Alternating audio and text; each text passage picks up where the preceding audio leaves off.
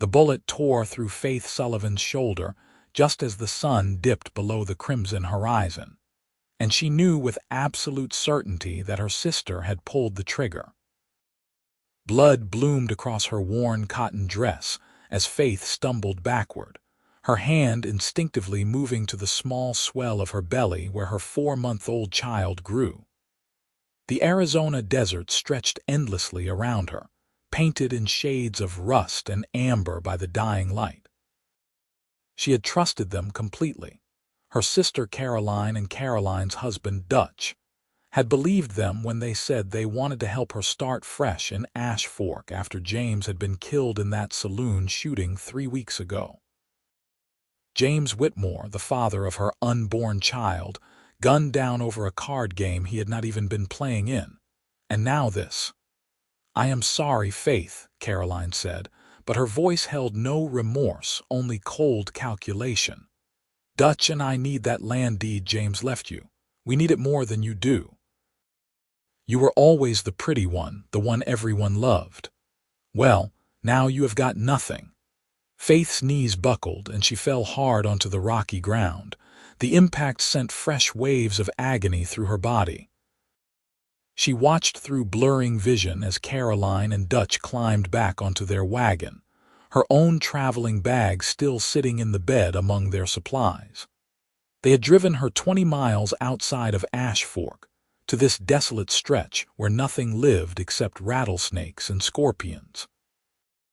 "Please," Faith whispered, but the word came out as barely a breath.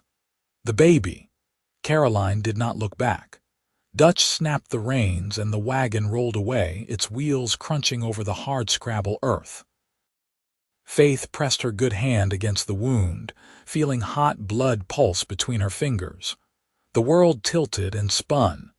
She had maybe an hour before she bled out completely, maybe less. No water, no shelter, no hope. She thought of James, of his easy smile and the way he had held her the night before he died, promising her a future. They had not been married, which made her condition shameful in the eyes of most folks, but James had loved her truly. He had filed the claim on 200 acres of good grazing land just west of Ash Fork, had been planning to build them a house. The deed had his name on it, but his handwritten will left everything to Faith. Caroline had been furious when she found out, had raged that their parents' money should have been split evenly, that Faith did not deserve more just because some cowboy had gotten her with child. The stars emerged overhead, sharp and merciless. Faith's breathing grew shallow. She tried to pray but could not remember the words. Her mother had died when she was 12, her father 2 years later. Caroline was all she had left, and Caroline had just murdered her. Darkness crept in from the edges of her vision. The last thing Faith saw before unconsciousness took her was the silhouette of a rider approaching across the desert, black against the deepening blue of twilight. When she woke, she was moving. Pain radiated from her shoulder in hot pulses, but someone had bandaged it. She lay in a bedroll, wrapped in blankets that smelled of sage and leather. The night sky wheeled overhead, stars scattered like salt across black velvet. A fire crackled somewhere nearby. "Easy now." The voice was male, deep and measured. "Do not try to sit up yet." Faith turned her head slowly. A man crouched beside the fire, stirring something in a small pot. He wore a dusty brown hat pulled low, and in the firelight she could see the strong line of his jaw, darkened with several days of stubble. He looked to be in his late 20s, maybe 30 at most. When he glanced over at her, his eyes were a startling gray, pale as smoke. "Who are you?" Faith managed. "Name is Henry Morgan. I am a ranch hand, or I was until last week when the outfit I worked for went bust." He ladled something into a tin cup and brought it over, kneeling beside her. "Found you bleeding out about 3 hours ago. You are lucky I decided to cut across this stretch instead of taking the main road." "My baby," Faith said, her hand moving to her stomach. Still there, far as I can tell, but you lost a lot of blood. That bullet went clean through your shoulder, missed the bone. I got it bandaged, but you need a doctor. Faith closed her eyes. Ash Fork, how far? 20 miles, give or take. Too far to move you tonight in your condition. We will head out at first light. He held the cup to her lips. Drink this. It is just broth, but you need something in you. The warm liquid slid down her throat, salty and good. She had not realized how thirsty she was.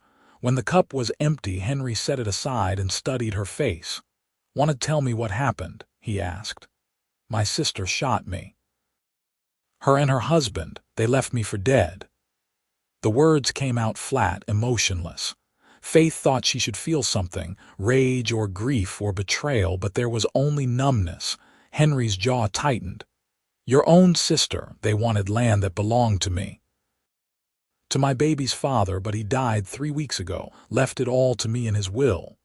Faith drew a shaky breath. "I trusted them. I thought they were helping me. Jesus Christ." Henry stood and walked back to the fire, running a hand over his face. "I am sorry. That is about the lowest thing I have ever heard." "Are you going to turn me in?" Faith asked suddenly. "For being unmarried and with child." Henry looked at her like she had spoken in a foreign language. "Turn you in? Lady, someone tried to kill you. I found you dying in the desert. Why in hell would I turn you in for anything? Some folks think women like me are sinful, deserving of whatever comes to us. Well, I am not some folks." His voice was firm. "And being unmarried does not mean you deserve to be shot and left for dead. What is your name?" Faith Sullivan." "All right, Faith Sullivan. Here is what is going to happen. We are going to get you to Ash Fork come morning, find you a doctor. Then you are going to tell the sheriff what your sister did. They will find her and her husband and see justice done." Faith wanted to believe him, but exhaustion was pulling her back down into darkness. "Why are you helping me?" Henry was quiet for a moment. "Because it is the right thing to do, and because no one helped my mother when she needed it most. She died alone and scared, and I was too young to do anything about it. I cannot change that, but I can make sure you do not end up the same way." Faith felt tears slide down her temples into her hair. "Thank you," she whispered. "Get some rest. I will keep watch." She wanted to stay awake to ask him more questions, but her body had other ideas. Sleep claimed her swiftly, and for the first time since James had died, Faith dreamed of something other than blood and gunfire. Dawn broke cold and clear across the desert. Faith woke to find Henry saddling his horse, a sturdy chestnut mare with intelligent eyes. He had made a sort of cushioned seat using his bedroll and rope, rigged so Faith could ride in front of him without putting pressure on her injured shoulder. "This is going to hurt," he warned as he lifted her carefully onto the horse. "But it is the best I can do." Faith bit back a cry as pain lanced through her shoulder. Henry mounted behind her, one arm coming around to steady her against his chest. He smelled of wood smoke and sweat and something else, something clean like pine. "Hold on to the saddle horn," he instructed. "I will keep you from falling." They rode slowly, Henry keeping the mare to an easy walk. The sun climbed higher, turning the desert into a furnace. Faith drifted in and out of consciousness, aware of Henry's solid presence behind her, the way his arm tightened whenever she started to slump. Once she woke to find him drizzling water from his canteen onto a cloth, pressing it gently to her forehead. "Not much farther," he said. "Maybe 5 more miles." "You should have left me," Faith murmured. "This is not your problem. Stop talking nonsense. Save your strength." Ash Fork appeared like a mirage on the horizon, a collection of weathered buildings clustered along the railroad tracks. It was 1883, and the Atlantic and Pacific Railroad had only come through a few years earlier, turning what had been a watering hole into a small but growing town. Faith had been here once before with James, back when everything still seemed possible. Henry guided the mare straight to the doctor's office, a small wooden structure with a faded sign hanging over the door. He dismounted and lifted Faith down with surprising gentleness for a man of his size. She caught a glimpse of his face, saw the concern etched in the lines around his eyes, and felt something unexpected flutter in her chest. The doctor was a thin, bespectacled man named Henderson, who took one look at Faith's makeshift bandage and ushered them inside immediately. He had Henry lay her on an examination table and then shooed him out to the waiting room. "This is going to hurt, young lady," Dr. Henderson said as he began cutting away the bandage. "But whoever patched you up did a decent job, probably saved your life." The next hour was agony. The doctor cleaned the wound, applied some kind of burning solution that made Faith scream, and stitched both the entry and exit wounds closed. Through it all, she could hear Henry pacing in the other room. "The baby," Faith gasped when the doctor finally stepped back. "Doctor." Henderson listened to her belly with his stethoscope, his expression thoughtful.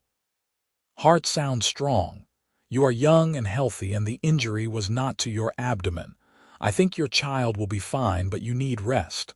Lots of it, and good food. You are too thin." "I do not have anywhere to rest," Faith admitted, "or any money," the doctor frowned. "What about the man who brought you in?" "I only met him last night. He found me dying in the desert." "I see." Dr. Henderson removed his spectacles and cleaned them on his shirt. "Well, you cannot go anywhere for at least a week, possibly 2. That shoulder needs time to heal, and you have lost blood. There is a boarding house 2 streets over, run by a widow named Mrs. Chen. She is a good Christian woman, takes in strays. I will send word to her." He opened the door and called Henry back in. The cowboy's eyes went immediately to Faith, relief flooding his features when he saw she was awake and alert. "She is going to be all right," Dr. Henderson said, "but she needs rest and care. I've got a boarding house where she can stay." "How much?" Henry asked immediately. "For the medical treatment, $5. For the boarding house, you will have to discuss that with Mrs. Chen." Henry pulled out a worn leather wallet and counted out $5 silver. Faith watched in dismay, knowing that was probably most of what he had. "You do not have to do that," she protested. "Consider it a loan," Henry said. "You can pay me back when you get your land sorted out." Dr. Henderson helped Faith into a clean dress, one he kept on hand for emergencies. Her own was too blood-soaked to salvage. Then Henry carried her to the boarding house, following the doctor's directions through Ash Fork's dusty streets. Mrs. Chen turned out to be a middle-aged Chinese woman with kind eyes and a no-nonsense manner. She took one look at Faith and immediately began issuing orders in accented English, directing Henry to carry Faith upstairs to a small but clean room with lace curtains and a comfortable bed. "She stay here, no problem," Mrs. Chen said. $2 a week include meals. You pay now." Henry counted out $4. "For 2 weeks. I will figure out the rest later." "You are her husband?" Mrs. Chen asked shrewdly. "No, madam, just someone who found her in need." Mrs. Chen made a humming sound that suggested she did not quite believe him but was not going to argue. "You good man. Not many good men around." After Mrs. Chen left to prepare some food, Henry pulled a chair up beside Faith's bed. In the daylight streaming through the window, Faith could see him more clearly. He had a strong, honest face, weathered by sun and wind.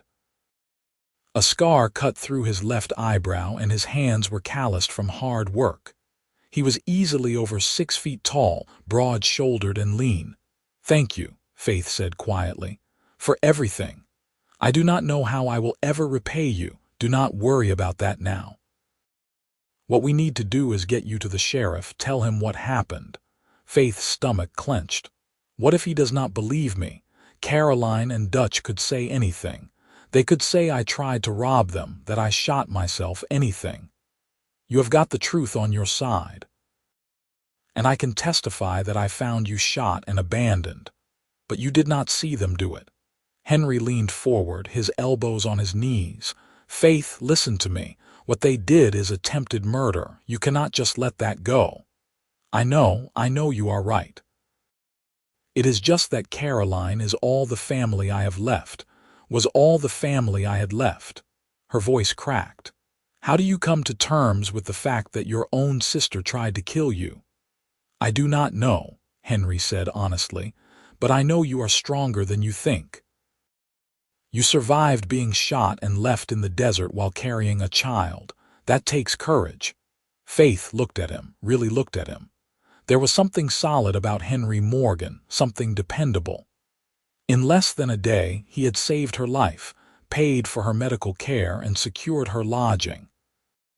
He owed her nothing, yet here he sat, determined to see justice done. "Why are you really doing this?" she asked. Henry was quiet for a long moment. "I told you about my mother. What I did not tell you was that she was killed by her own brother, my uncle. He wanted the small piece of land my father had left her, beat her to death and made it look like she fell. I was 8 years old, and no one believed me when I said what really happened. They believed him because he was a man, had standing in the community. He got away with murder, and I swore if I ever had the chance to stop something like that from happening again, I would." Faith felt tears prick her eyes. "I am so sorry. It was a long time ago. But it taught me something about justice, about standing up for people who cannot stand up for themselves. You are hurt and alone and pregnant. I am not going to walk away and pretend I never found you, Mrs. Chen returned with a tray of food, steaming rice and vegetables and some kind of savory meat. Faith realized she had not eaten a real meal in days. Henry helped her sit up carefully, propping pillows behind her back, and then excused himself to let her eat in peace. "He good man, Mrs. Chen said again as she arranged the dishes. "You lucky he find you." "I know," Faith said softly. Over the next few days, Faith slowly regained her strength. Henry came to visit every morning and evening, bringing news from around town. He had found work at the livery stable, mucking stalls and tending horses, enough to pay for a room at the cheapest lodging house in town and keep food in his belly. The sheriff, a man named Garrett, had listened to Faith's story with skepticism, but agreed to put out word about Caroline and Dutch. "Problem is, they have a 2-day head start," Henry reported on the third evening, sitting in his usual chair beside Faith's bed. "Could be anywhere by now. Sheriff says unless they come through Ash Fork again or someone spots them in another town, there is not much he can do." Faith had expected as much. "What about the land deed? Did James's lawyer have a copy?" "I checked with the land office today. James Whitmore did file a claim on 200 acres northwest of here, good grazing land with a creek running through it. The clerk says James came in about a month ago with a handwritten will naming you as his sole heir. It is all legal and binding." Relief flooded through Faith. "So Caroline cannot take it from me. Not without committing fraud. The deed is in James's name and his will leaves it to you. Once the baby is born, you will have even stronger claim since the child is James's heir too." Faith touched her belly, feeling the small, firm curve. "I cannot believe this is real. 200 acres. James always said he would take care of us, but I thought it was just talk." "He must have loved you very much." "He did. We were planning to marry, but he wanted to have the land and a house built first. He did not want me living in poverty while he got things established." Faith's voice caught. "He died trying to break up a fight. Someone pulled a gun and just started shooting. James was hit in the crossfire. He was dead before I even got to the saloon." Henry reached out and took her hand, his grip warm and steady. "I am sorry. That is a hard thing to carry." They sat in silence for a while, Faith drawing comfort from his presence.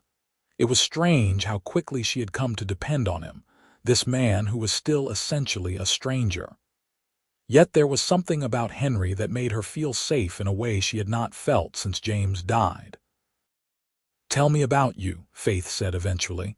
"You know all my sad stories. What brought you to Arizona?" Henry leaned back in his chair, still holding her hand. "Wanderlust, mostly. I grew up in Texas, worked cattle drives as soon as I was old enough. Did that for about 10 years, saved my money. Always thought I would buy my own land someday, start a small ranch. But I kept moving instead, never quite settling down. Worked ranches in New Mexico, Colorado, all over. Then I heard there was good land opening up in Arizona territory, so I drifted this way. Do you have any family?" "A brother, last I heard. We have not spoken in years, not since I left Texas. He is a lawyer in Dallas, respectable. We are too different, I guess. He thinks I waste my life drifting, and I think he has forgotten what it is like to be free." "Is that what you are, free?" Henry smiled, but it did not quite reach his eyes. "I used to think so. Now I am not so sure. There is free, and then there is just lonely." Faith squeezed his hand. "You do not seem lonely to me. I am not. Not right now." The moment stretched between them, charged with something Faith could not quite name. Then Mrs. Chen bustled in with dinner, and the spell broke. But as Henry helped Faith with her meal, their fingers brushing accidentally, Faith felt a warmth spreading through her chest that had nothing to do with the hot soup. By the end of the week, Faith was able to walk around her room, though her shoulder still ached. Dr.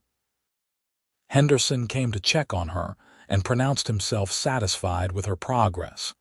He gave her strict instructions to avoid heavy lifting and to come back immediately if she noticed any bleeding or cramping.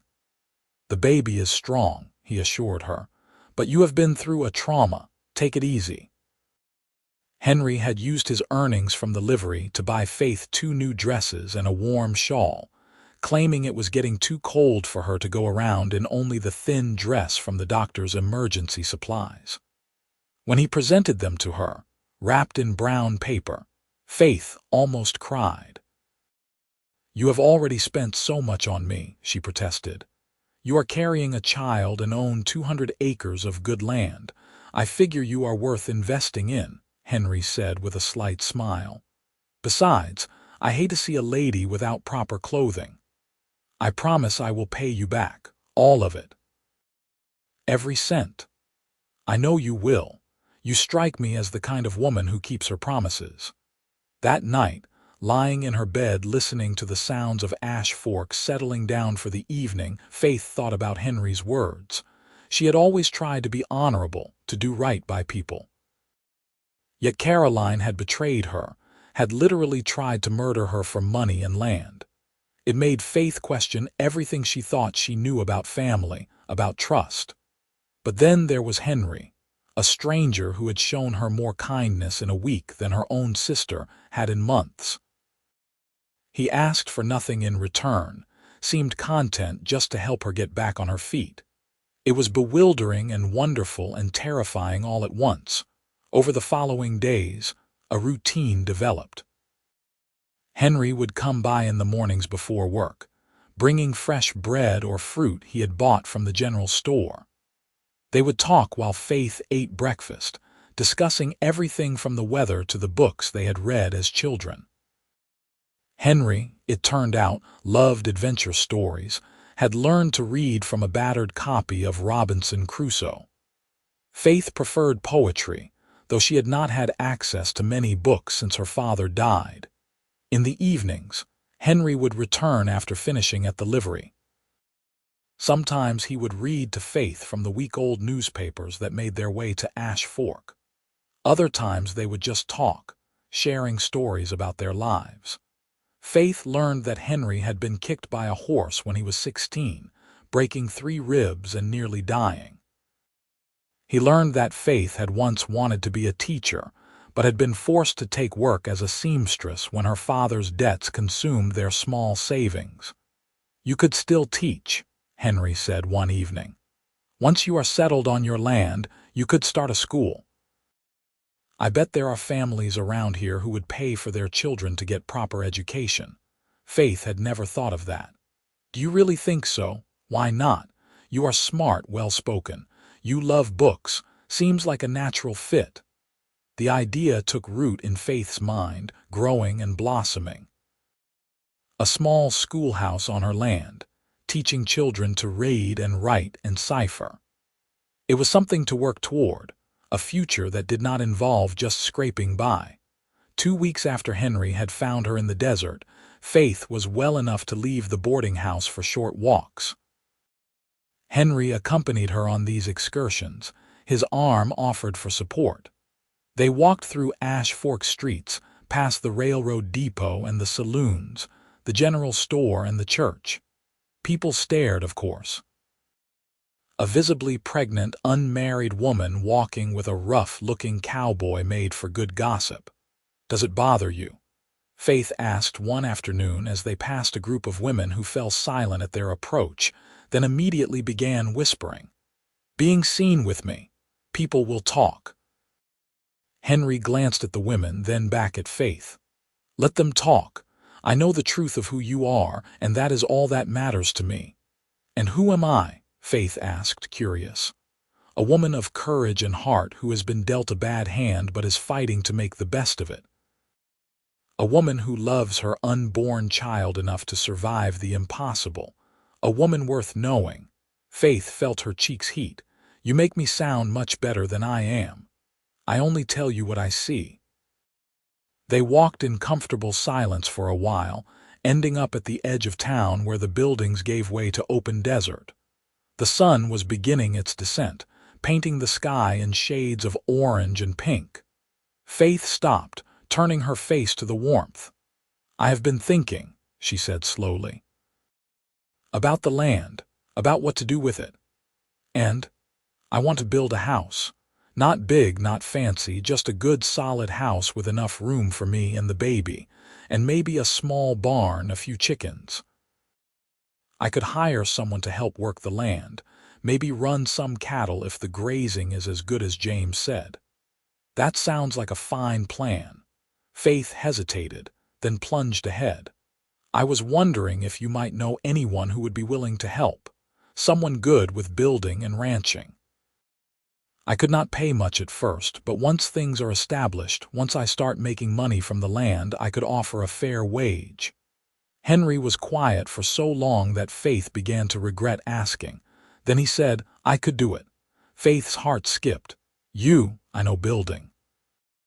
Helped construct 3 bunkhouses and a barn on the last ranch I worked. And I know cattle and horses. It would take time, months probably, but I could get you set up." "Henry, I cannot ask you to do that. You said yourself you like being free, drifting from place to place. I will not trap you into staying somewhere you do not want to be." He turned to face her fully, his gray eyes intense. "What if I do want to be trapped? What if I am tired of drifting and ready to put down roots? Are you saying that because you feel obligated to help me?" "No. I am saying it because in the 2 weeks I have known you, Faith Sullivan, I have felt more at home than I have in years. I like talking to you. I like hearing about your dreams. I like the idea of helping you build something real and lasting." He paused, then added quietly, "And I like you. More than I probably should, given the circumstances." Faith could hardly breathe. "I like you too. But Henry, I am pregnant with another man's child. I come with complications. I know exactly what you come with, and I am still standing here, asking if you will let me help you build your future." "Why?" Faith whispered. "Because somewhere along the way I started hoping I might be part of that future." They stood facing each other in the fading light, the desert wind whispering around them. Faith searched Henry's face and saw only sincerity, no hidden agenda or ulterior motive. He was offering her something precious, something she had thought lost when James died. "Hope." "All right," Faith said finally. "Yes, I would be grateful for your help." Henry's face broke into a genuine smile, the first truly unguarded one Faith had seen from him. "Good. Then we should probably ride out to your land soon, see what we are working with. I would like that. They walked back to the boarding house as stars began appearing overhead. Mrs. Chen had prepared a special dinner, some kind of celebration dish with fish and noodles. She served it with a knowing look that suggested she had seen Henry and Faith's growing connection and approved. That night, Faith lay in bed thinking about everything that had happened. A month ago, she had been happy and in love, preparing to marry James and start a family. Then James had died, and grief had nearly consumed her. Caroline's betrayal had been the final blow, the thing that should have broken her completely, but somehow she had survived. And now here she was, healing and planning and daring to hope again. And at the center of it all was Henry Morgan, the cowboy who had found her dying in the desert and decided she was worth saving. 3 days later, they rode out to Faith's land. Dr. Henderson had given reluctant permission, with strict instructions that Faith was to ride slowly and rest frequently. Henry borrowed horses from the livery, choosing a gentle bay mare for Faith. The ride took most of the morning. They traveled northwest from Ash Fork, following rough wagon tracks through increasingly green country. After miles of desert scrub, the land began to change. Grass appeared, sparse at first but growing thicker. Trees dotted the hillsides, juniper and pine. "There," Henry said, pointing ahead. Faith followed his gesture and gasped. A creek sparkled in the sunlight, cutting through a wide valley. The land rolled gently, perfect for grazing. In the distance, mountains rose blue and majestic against the sky. They dismounted near the creek, and Henry pulled out the land description from the claim office. They walked the boundaries, marking the corners with piles of stones. It took hours, but by mid-afternoon they had a good sense of the property. It was even better than James had described. The creek provided year-round water, there was timber for building, and the grass grew thick and green. "This is good land," Henry said as they sat beside the creek, eating the lunch Mrs. Chen had packed. "Really good.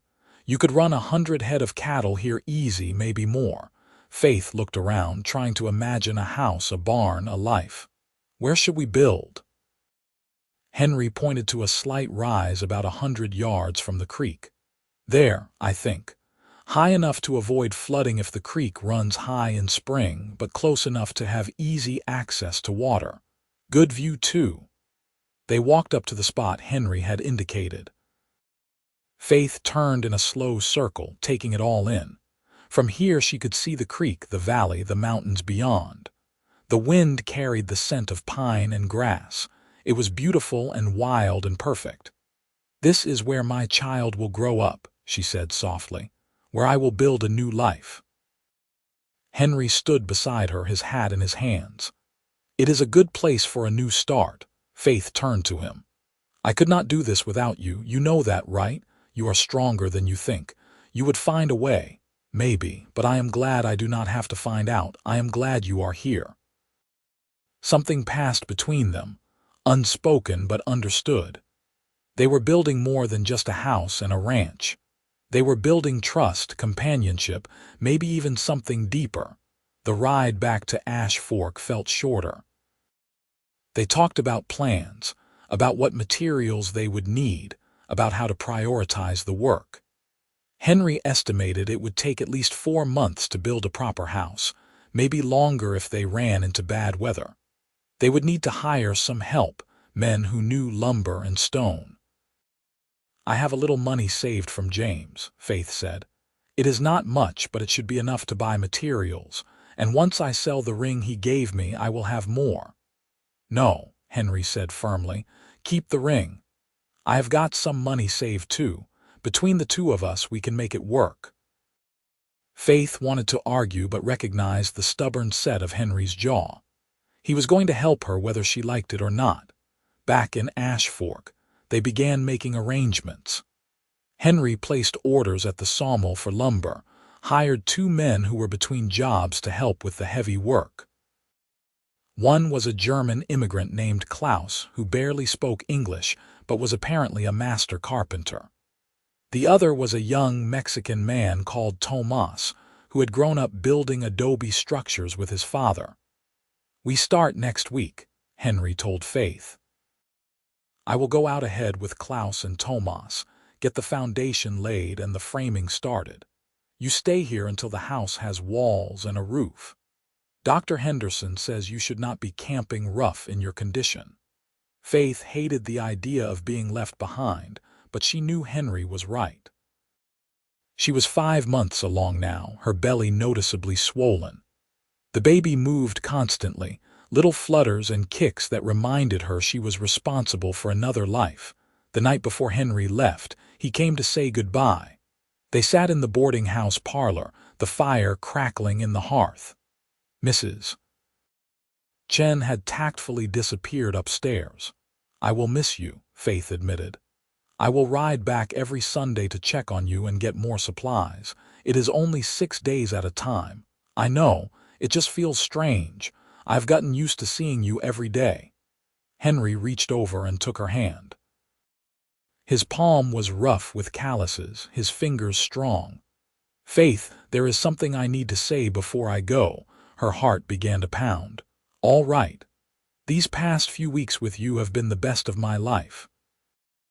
I know that sounds foolish given the circumstances, given everything you have been through, but it is true. You have made me want things I never thought I would want: a home, stability, a future." "Henry," Faith began, but he held up his hand. "Let me finish. I know you are still grieving James. I know you are carrying his child, and I respect that. I'm not asking you to forget him or pretend he never existed, but I want you to know that my feelings for you are real. When you are ready, if you ever are ready, I would like the chance to court you properly. To see if this thing between us could be something more." Faith felt tears slip down her cheeks. "I care about you too, more than I should, maybe. It feels wrong to be happy when James has been dead less than 2 months. It feels like betraying his memory. James is gone, Faith. You are not. And being alive means you are allowed to feel things, to want things. I do not think James would want you to spend the rest of your life mourning him." "No," Faith agreed. "He would not. He always said I deserved the world. Then let me try to give it to you, not all at once, not tomorrow, but someday." Faith looked into Henry's eyes and saw patience there and kindness and something deeper that made her heart ache. "Yes," she whispered, "someday, when I am ready." Henry lifted her hand and pressed a kiss to her knuckles, a gesture so gentle and reverent that Faith felt her breath catch. "That is all I needed to hear." He left before dawn the next morning. Faith watched from her window as he loaded supplies onto a wagon, Klaus and Tomas helping. Then they were gone, heading northwest toward her land, and Faith was alone again. The days passed slowly. Faith helped Mrs. Chen around the boarding house, doing light work like folding laundry and shelling peas. The older woman taught her to cook Chinese dishes, patiently correcting Faith's clumsy attempts at using chopsticks. In the evenings, Faith sewed baby clothes from fabric she had bought at the general store, tiny gowns and blankets. Sunday came, and with it Henry. He rode in covered with sawdust and looking exhausted but happy. Over dinner at the boarding house, he told Faith about their progress. The foundation was laid, the floor joist set. They were starting on the walls. "Klaus is a magician with wood," Henry reported. "The man can make joints so tight you cannot even see the seams. And Tomas knows everything about working in this climate. He is teaching me tricks I never learned in Texas." Faith wanted to hear every detail. She made Henry describe the house room by room, the placement of windows, the size of the hearth. It would be simple but solid: 2 bedrooms upstairs, a main room and kitchen downstairs, and a covered porch facing the creek. "I am building the baby's room extra cozy," Henry said. "Lots of sunlight, shelves for toys and books, a good place for a child to grow up. Faith felt overwhelmed by his thoughtfulness. You are building my house like it is your own. Maybe that is because I am starting to think of it that way. Not that it is mine, but that I might belong there too. He looked uncertain for the first time. If that is all right, it is more than all right. They talked until late, reluctant to part. When Henry finally rose to leave, Faith walked him to the door. On impulse, she stood on her toes and kissed his cheek. "Thank you for everything." Henry's hand came up to cup her face, his thumb stroking gently across her cheekbone. "You do not have to thank me. I am exactly where I want to be." The pattern continued over the following weeks. Henry would work all week on the house, then ride back to Ash Fork on Sundays. Each time he came, he brought stories of their progress and small gifts: a smooth stone from the creek for luck, a feather from a red-tailed hawk he had seen. Faith treasured each one. By early November, the house was finished. Henry arrived one Sunday with a wagon instead of on horseback, announcing it was time for Faith to see her new home. Dr. Henderson examined her carefully before allowing the trip, warning her again about overdoing it. The ride out seemed longer than Faith remembered. She was nearly 6 months pregnant now, her belly large enough that she had to sit sideways on the wagon bench. Henry drove carefully, avoiding the worst of the ruts. When they crested the final rise and Faith saw the house, she began to cry. It stood proud and solid on the little hill, exactly as Henry had described. Wood siding painted white, a stone chimney, glass windows that caught the afternoon sun. The porch stretched across the front, perfect for sitting and watching the sunset. "Oh, Henry," Faith breathed, "it is beautiful." "Wait until you see inside." He helped her down from the wagon, supporting her across the threshold. The interior smelled of fresh wood and paint. The main room was spacious, with the stone hearth Henry had promised dominating one wall. The kitchen had a real stove, counters, shelves. Stairs led up to the second floor. Henry guided her upstairs to show her the bedrooms. The larger one had a double bed frame already assembled, waiting for a mattress. The smaller room, the nursery, had pale yellow walls and windows on 2 sides, flooding the space with light. "There is more," Henry said, leading her back downstairs and out to the back of the house. Behind the house stood a small barn, large enough for horses and a few cows.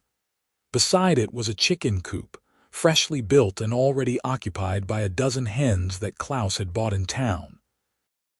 "I know we said just a house at first," Henry admitted, "but the work went faster than expected, and I thought you would need these things sooner rather than later." Faith turned to him, tears streaming freely now. "How did you pay for all this?"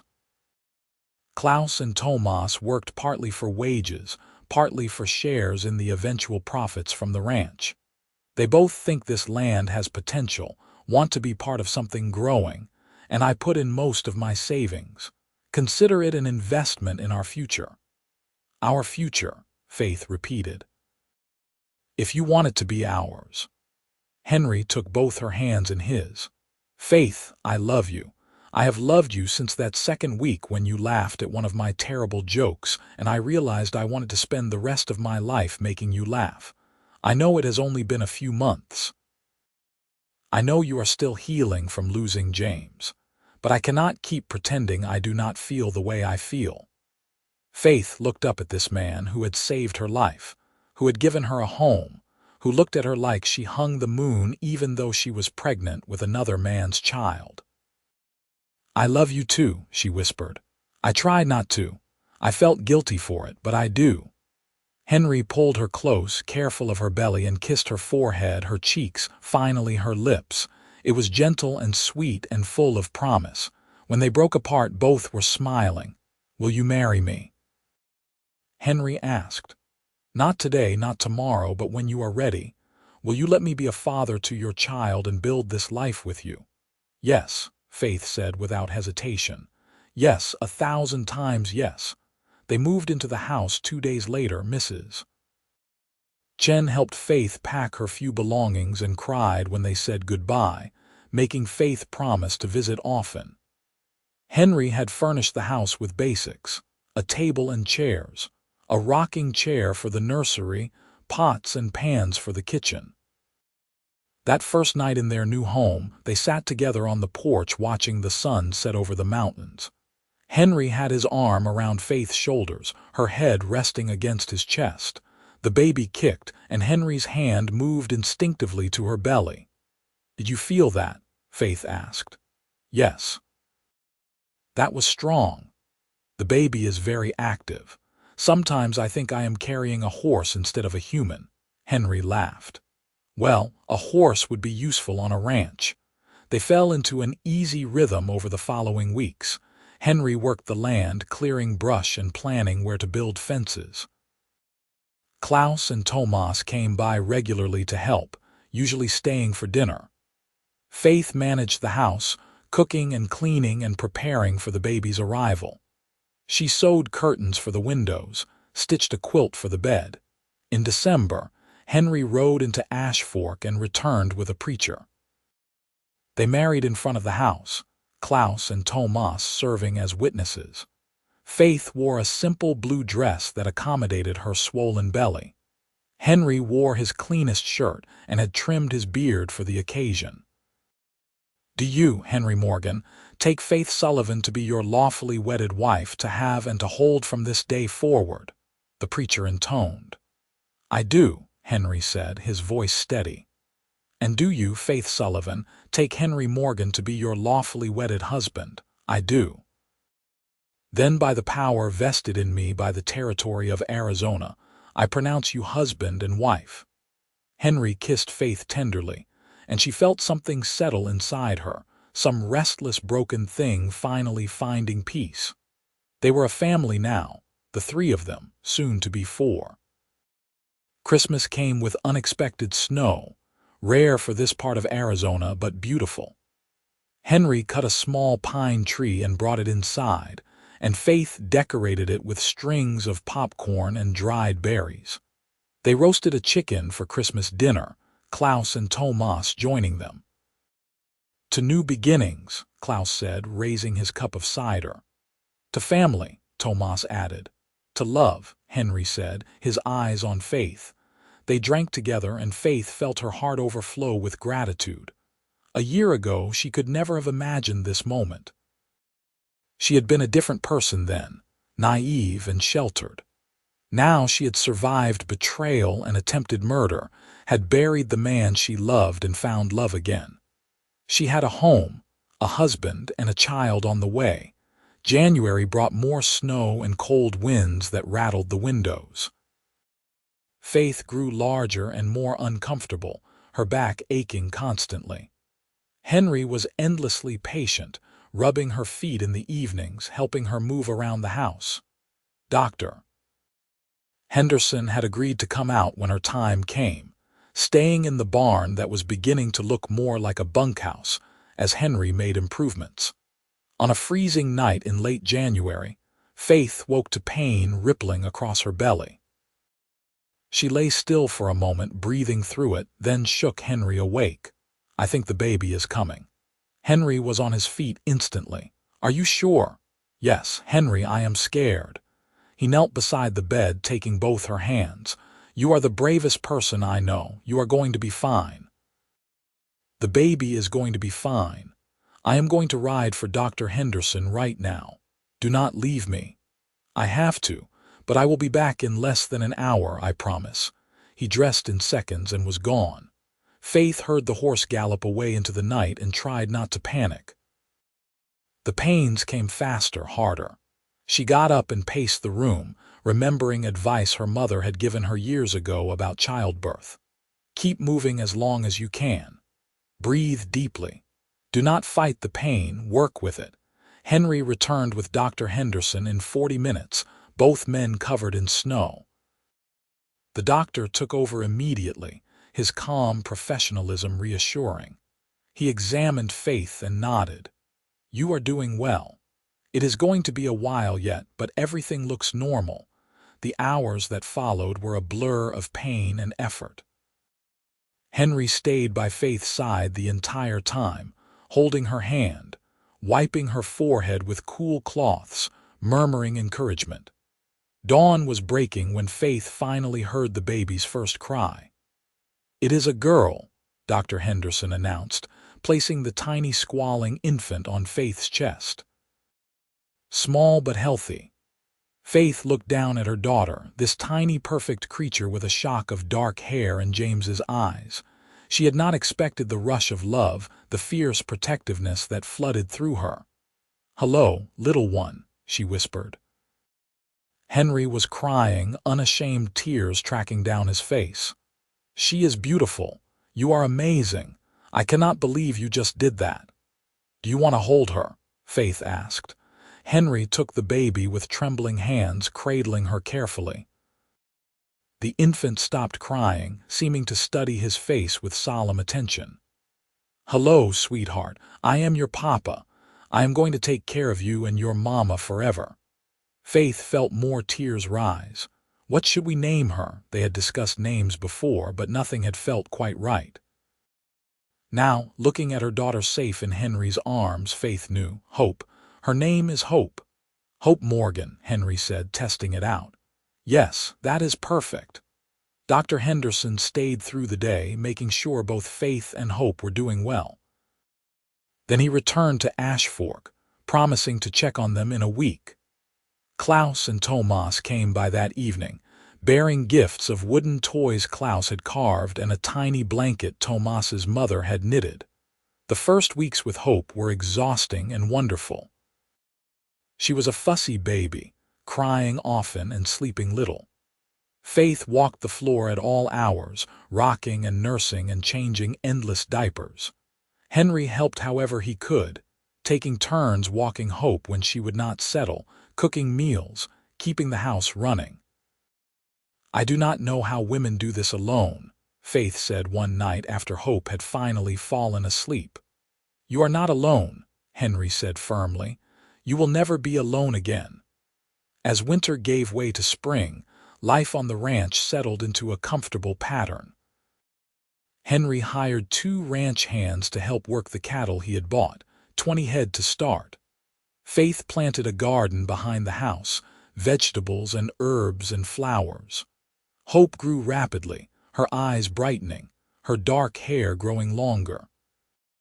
One warm afternoon in April, Faith sat on the porch with Hope in her lap, watching Henry work with the horses in the corral. He had taken off his shirt in the heat, and Faith admired the play of muscles across his back as he moved. 7 months ago, she had been dying in the desert. Now she had everything. Henry caught her looking and grinned. "See something you like, maybe," Faith called back, laughing. He finished with the horses and came over, dropping a kiss on her head and then on Hope's. The baby cooed happily, reaching for his face. Henry caught her tiny hand and kissed her fingers. "I have been thinking," Henry said. "We should plant more trees around the house, make it shady for Hope to play when she is older." "That sounds nice. What kind of trees?" "Cottonwoods by the creek, maybe some oaks on the south side of the house." "We could plant them this week while the ground is still soft from the snow melt." They spent the next several days planting saplings, Henry digging holes while Faith directed placement. Hope watched from a blanket spread under a makeshift sunshade, gurgling and waving her fists. 20 years from now, these will be big enough to climb," Henry said as he patted soil around the last tree. "Hope will bring her own children here to play in the shade." Faith joined him, slipping her hand into his. "I like that idea." Grandchildren running around, filling the house with noise and laughter. "You want more children?" "Someday, yes. When Hope is a little older, do you?" "I want as many as you are willing to give me. I want this place bursting with life and love." Faith turned to kiss him, slow and deep. When they broke apart, Henry was smiling. "What?" Faith asked. "I am just happy. Happier than I knew was possible. You gave me that. We gave it to each other. In May, shocking news reached the ranch. Klaus came riding fast one morning, waving a newspaper. The sheriff caught them. Your sister and her husband. Faith's heart stopped. She had almost forgotten about Caroline and Dutch in the happiness of the past months. What happened? They tried to swindle someone in Tucson, forging a land deed. The clerk recognized the paperwork as suspicious and called the law. When the sheriff investigated, he found wanted posters from Ash Fork. They have been arrested. Henry came out of the barn, alerted by the commotion. Are you certain? Says so right here. Klaus handed over the newspaper. Trial is set for next month in Tucson. They want Faith to testify. Faith felt sick. She had hoped never to see Caroline again, never to confront what her sister had done. But she knew this was necessary. Without her testimony, Caroline and Dutch might go free. We will go, Henry said, reading her expression. All of us. I will hire someone to watch the ranch. You are not facing this alone. The trip to Tucson took 3 days. They traveled by stage, Faith holding Hope while Henry kept watch. The city was larger than Ash Fork, bustling and crowded. They stayed at a hotel near the courthouse, a modest establishment that accepted families with babies. The trial took place on a sweltering June morning. Faith walked into the courtroom with Henry at her side, Hope sleeping in a sling against her chest. She saw Caroline and Dutch sitting at the defendant's table, both looking thinner and harder than she remembered. Caroline's eyes widened when she saw Faith alive, saw the baby. You are supposed to be dead, Caroline hissed as Faith passed, disappointed. Faith asked coldly. The trial was mercifully short. Faith testified about being shot and left in the desert, about the land deed Caroline had wanted. Dr. Henderson sent a written statement about Faith's injuries. The prosecutor presented evidence of the attempted fraud in Tucson, showing how Caroline and Dutch had forged James's signature on a fake deed. The jury deliberated for less than an hour. Guilty on all counts. Caroline screamed when the verdict was read, cursing Faith, calling her terrible names. The judge banged his gavel for order. Caroline Harding, Dutch Harding, you have been found guilty of attempted murder, fraud, and conspiracy. I sentence you each to 15 years hard labor at the Yuma Territorial Prison.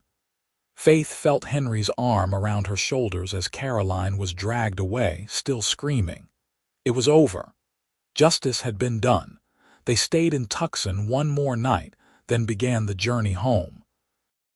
Faith felt lighter somehow, as if a weight she had not realized she was carrying had been lifted. How do you feel? Henry asked as the stage rolled through the desert. Free, Faith said. I feel free. Summer came hot and bright to their corner of Arizona. The ranch prospered, the cattle fattening on good grass, the chickens laying steadily. Faith's garden exploded with produce, more than they could eat. She began selling vegetables to the general store in Ash Fork, earning her first independent income. Hope learned to crawl, then to pull herself up on furniture. She was a happy baby now, all the early fussiness giving way to a sunny temperament. She adored Henry, lighting up whenever he came into view, reaching for him with chubby hands. Papa, she said one evening, her first word. Henry looked like he might cry. Did you hear that? She called me Papa. Of course she did, Faith said, smiling. You are her papa in every way that matters. In August, they celebrated Hope's first birthday with a party. Klaus and Tomas came, along with several neighbors who had become friends. Mrs. Chen made the journey from Ash Fork, bringing elaborate Chinese pastries. They ate and laughed and watched Hope smash her face into a small cake Faith had baked. That night, after everyone had gone home and Hope was asleep, Faith and Henry sat on the porch in the warm darkness. We have come a long way, Faith said. We have. Henry pulled her close. Do you ever think about that night I found you in the desert? Sometimes. usually when I am feeling particularly grateful. I think about it all the time, how easily I could have missed you, taken a different route. How different my life would be without you and Hope. But you did not miss me. You found me and you saved me, and here we are. Here we are, Henry agreed, with everything we could ever want. Faith thought about everything that had brought her to this moment, the loss and pain and betrayal. The love found and lost and found again, the tiny child sleeping upstairs who would grow up knowing only security and happiness. "I am pregnant again," she said quietly. Henry went very still. "Are you certain?" "Yes. About 6 weeks along, I think." He let out a whoop of joy, then immediately quieted, remembering Hope was sleeping. "That is wonderful. How do you feel?" "Tired. Nauseated. Ecstatic." "When is the baby due?" "March, maybe early April." They talked long into the night, making plans, dreaming of the future. 2 children, maybe more. A growing ranch. The school Faith still wanted to start. A life built on love and trust and hard work. The following months passed peacefully. Faith's belly swelled again, and she found herself craving pickles and honey, odd combinations that made Henry laugh. Hope learned to walk, toddling around the house and yard with Henry hovering nervously nearby. The ranch continued to thrive, and Henry bought more cattle, expanding their herd. Christmas came again, their second together. Faith was 8 months pregnant and miserable, her back aching, her ankles swollen. But when she looked at the tree Henry had cut, at Hope playing with her toys, at her husband who looked at her like she was the most beautiful thing in the world despite her ungainly waddle, she felt blessed beyond measure. "What do you want for Christmas?" Henry asked on Christmas Eve as they sat by the fire. "I have everything I want," Faith said honestly. "A home, a family, what more could I ask for? How about a new rocking chair for the nursery? That old one is getting wobbly. That would be nice." "What do you want?" Henry considered. "Another 40 years with you, maybe 50 if we are lucky." "That is a big wish." "Then I had better wish big. I have learned that sometimes wishes come true." Faith went into labor on a cold March night, 5 days before the baby was due. This time she was calmer, knowing what to expect. Henry sent one of the ranch hands for Dr. Henderson while Klaus stayed to watch Hope. The labor was faster this time, only 8 hours from first pain to birth. When Dr. Henderson placed the baby on Faith's chest, she looked down at a boy with Henry's gray eyes and her dark hair. "We have a son," she whispered. Henry was speechless, just staring at the tiny infant in wonder. Finally he managed. "He is perfect. You are amazing. I love you so much." They named him James Henry Morgan, honoring both the man who had given Faith her first child and the man who had given them all a future. Little James, Jamie as they called him, was an easy baby, sleeping soundly and eating well. Hope was fascinated by her baby brother, wanting to help with everything. Spring turned to summer, and life continued its gentle rhythm. Faith finally started her school, teaching the children of neighboring ranches 3 days a week in the main room of the house. She had 8 students, ranging in age from 6 to 14, all eager to learn. Henry built desks and a large chalkboard, visibly proud of his wife, the teacher. One warm evening in June, Faith stood at the kitchen window washing dishes and watching Henry play with the children in the yard. He had Hope on his shoulders while Jamie laughed from his blanket nearby. The sun was setting, painting everything gold. Mrs. Chen's words from so long ago came back to her. "You lucky he find you." And Faith was lucky, unbelievably so. She had been left for dead by the people she trusted most, had lost everything. But from that loss had come this life, this beautiful, impossible life she never could have imagined. Henry caught her watching and waved. Faith waved back, her heart full to bursting. She had learned that sometimes the worst moments led to the best ones. That rock bottom was simply the foundation for building something new. Years passed, each one bringing its own joys and challenges. They had 2 more children, twin girls they named Grace and Joy. The ranch grew to 500 acres, supporting a herd of 200 cattle. Faith's school expanded to 20 students, and they built a proper schoolhouse near the road. Hope grew into a bright, spirited girl who loved horses and books in equal measure. Jamie was quieter, thoughtful, with a talent for drawing. The twins were wild and funny, keeping everyone entertained. Klaus and Tomas became permanent fixtures, building their own houses on the property and becoming uncles to the children. Faith never heard from Caroline again. The last report said she was still in Yuma, serving her sentence. Faith had long since forgiven her sister, not for Caroline's sake but for her own. Carrying anger was exhausting, and life was too short for bitterness. On their 10th wedding anniversary, Henry surprised Faith with a trip to San Francisco. Klaus and Tomas watched the children, and Faith and Henry took the train west to the coast. They stayed in a fancy hotel, ate in fine restaurants, walked along the beach holding hands like newlyweds. "I never thought I would leave the ranch," Faith admitted as they watched the sun set over the Pacific. "But this is nice. We should do it more often. Take trips, see the world. The children are old enough now that we can leave them for a few days. Maybe we should go to Texas someday. See where you grew up."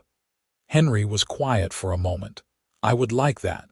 I would like you to meet my brother if he will see me. Enough time has passed. Maybe we can mend things." They returned home refreshed and happy, ready to dive back into the busy chaos of family life. The ranch continued to prosper, and Henry became known throughout the territory as a fair employer and skilled cattleman. Faith's school gained a reputation for excellence, and families moved to the area specifically to have their children educated by her.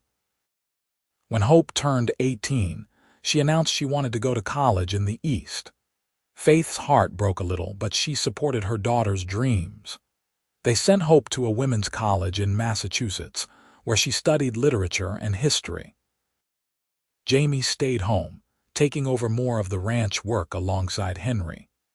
The twins were 15 now, beautiful and mischievous, always getting into some kind of trouble. Faith was 42 years old, her hair showing threads of silver, her face lined by sun and time. But when she looked in the mirror, she saw a happy woman, a fulfilled woman. She had survived the impossible and built a life beyond her wildest dreams. One evening, sitting on the porch with Henry as they had done countless times before, Faith said, "Do you ever wonder what would have happened if you had not found me that night?" "Every day," Henry admitted. "And every day I am grateful things worked out the way they did. Even with all the complications, the baby that was not yours, the sister who tried to kill me, especially with all the complications, those things made you who you are. They brought you to me." He took her hand, his grip as strong and steady as ever. "I would not change a single thing." "Neither would I." They sat in comfortable silence, watching the sun sink toward the mountains. The twins came out to join them, followed by Jamie, everyone gathering for their nightly ritual. These were the moments Faith treasured most, when her whole family was together, safe and happy and whole. Hope came home for Christmas that year, full of stories about college and city life. She had a young man courting her, she confessed shyly, a fellow student studying law. Henry looked alarmed, making Hope laugh. "Papa, I am 18. Of course someone is courting me." "But do not worry, I told him he has to meet you before anything gets serious." "You are too young to be thinking about marriage," Henry grumbled. Faith patted his hand. "She is the same age I was when I got pregnant with her. That is different." "How?" "Because she is my daughter." Hope hugged him. "I love you, Papa, and I promise I will be careful. I learned from the best how to recognize a good man." The young man, whose name was Peter, came to visit that summer. Henry subjected him to a thorough interrogation while Faith tried not to laugh. But by the end of the week, even Henry had to admit Peter was decent, hardworking, and clearly devoted to Hope. They married the following spring in a ceremony at the ranch. Hope wore Faith's wedding dress, altered to fit her taller frame. Peter promised to love and cherish her forever, and Henry cried shamelessly as he walked his daughter down the makeshift aisle. "When did we get so old?" Henry asked Faith that night. "We are not old. We are experienced. I have gray hair." "So do I. It is distinguished." Henry pulled her close, nuzzling her neck. "You are still the most beautiful woman I have ever seen." "Liar." "Truth.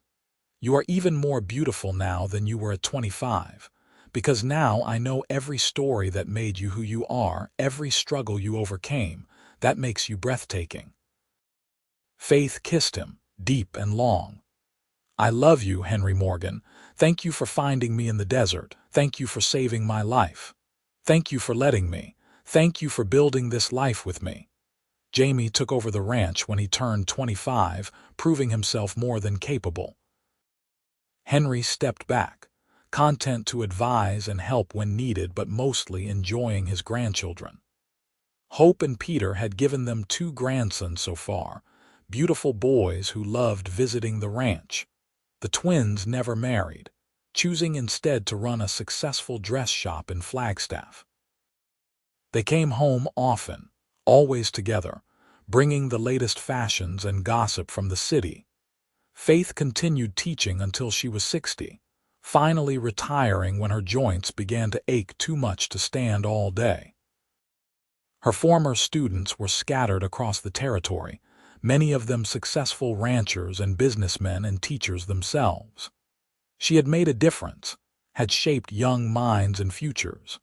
On Faith's 65th birthday, the whole family gathered at the ranch for a celebration. Hope and Peter came from back east, where Peter now practiced law. The twins closed their shop for a week. Jamie and his wife prepared a feast. The grandchildren, now numbering 7, ran wild through the house and yard. Henry presented Faith with a leather-bound book. "I made something for you." Inside were pages and pages of photographs and drawings, carefully preserved memories from their life together. Their wedding day, the children as babies, the ranch at different seasons, notes Henry had written, little love letters and observations. "This is our story," Henry said. "Everything we built together. I wanted you to have it written down so you would never forget." Faith was crying, turning pages carefully. "It is beautiful. You did all this, with help from the children. They contributed pictures and memories too. I will treasure it forever." That night, after everyone had gone to bed, Faith and Henry sat on the porch one more time. They were older now, slower, their bodies bearing the marks of a life well lived. But they were together, and that was all that mattered. 40 years, Faith said softly. "It has been 40 years since you found me in the desert. Best decision I ever made, stopping to investigate that shape on the ground. You think we got our 50 years. We are working on it. I plan to stick around until we are both at least 80. That gives us 15 more years." "Ambitious." "I have always been ambitious when it comes to you." Faith leaned her head on his shoulder, looking up at the stars. The same stars that had watched over her that terrible night when she thought she would die alone. The same stars that had witnessed everything that came after, every joy and sorrow and triumph.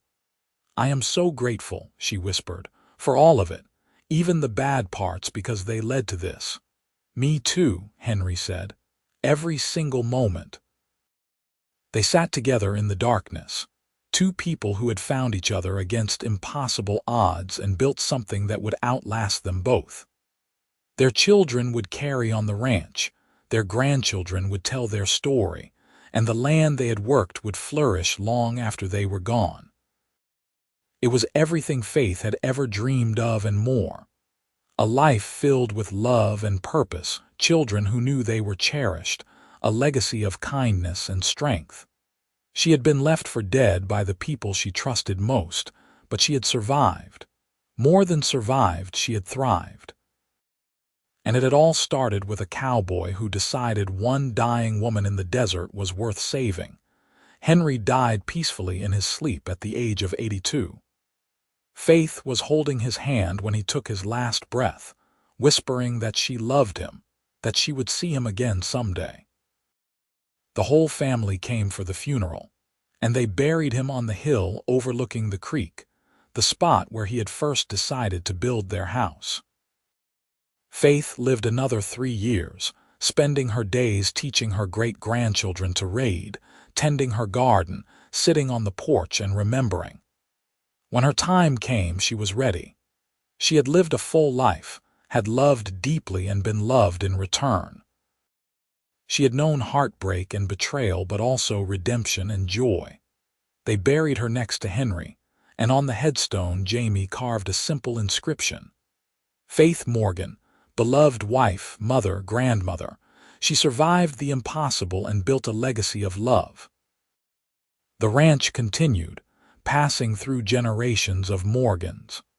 The schoolhouse Faith founded still stood, now part of a larger educational system.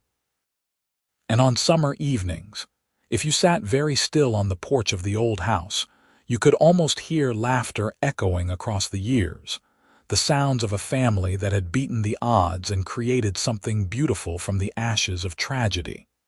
It was a story worth telling, a love worth celebrating. And it had all begun on a crimson Arizona sunset, when a dying woman and a wandering cowboy's paths crossed in the most unlikely of ways. From that moment of desperation and darkness had come light and life and love that endured long after both of them had returned to dust.